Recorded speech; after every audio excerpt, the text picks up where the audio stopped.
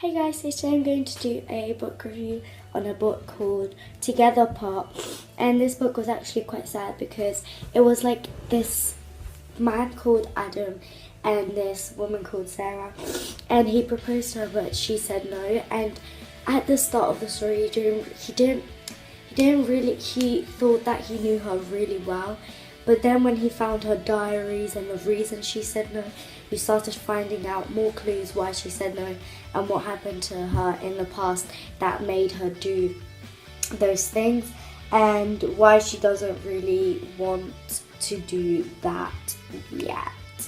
So I actually really enjoyed this book because it made me keep on reading more, because whenever I finished a chapter there would always start like a new clue. Like he always used to read her diaries, and in the diaries there would be like really interesting stuff, like why she said no and what happened to her in the past, and like about her family, because he didn't really know her family well because he didn't really talk to them and she didn't really invite them over.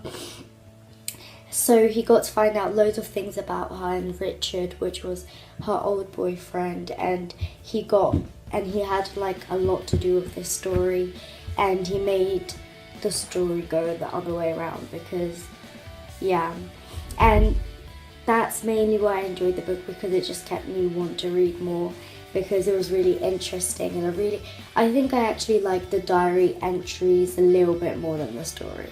Like the way that she wrote it, she had a stepdad and she didn't really like him, and like she told us like why, and like I just really enjoyed the book, so I'm just gonna read a little bit. Marry me, Sarah. Adam blinked. Had he really just proposed? He had. He'd proposed marriage. He'd proposed marriage. Sarah's eyebrows shot up. What? Maybe it was the alcohol. Yeah, that's probably what it was. The booze must have mixed with the romance in the air and turned him soft. But then, if that's all it was, why did his stomach sink on the floor at her reaction? Did he really want to marry her? He looked across the table at her.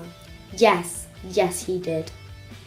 Seriously, let's get married.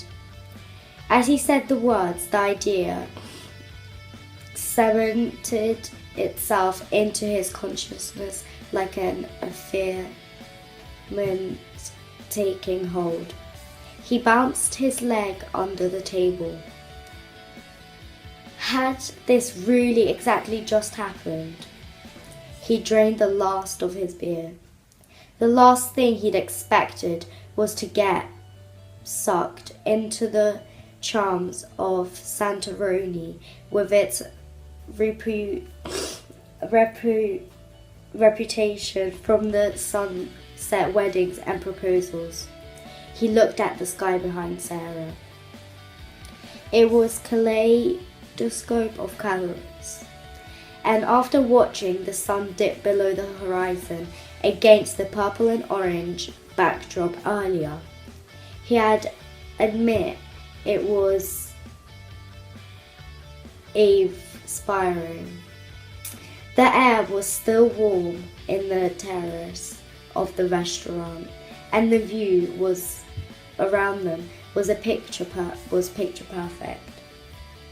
Right down the cruise ship cutting through the sea into the distance, the place lent itself to romantic gestures, and now that he thought about it, proposing seemed like a natural thing to do, even if he hadn't exactly planned to do it.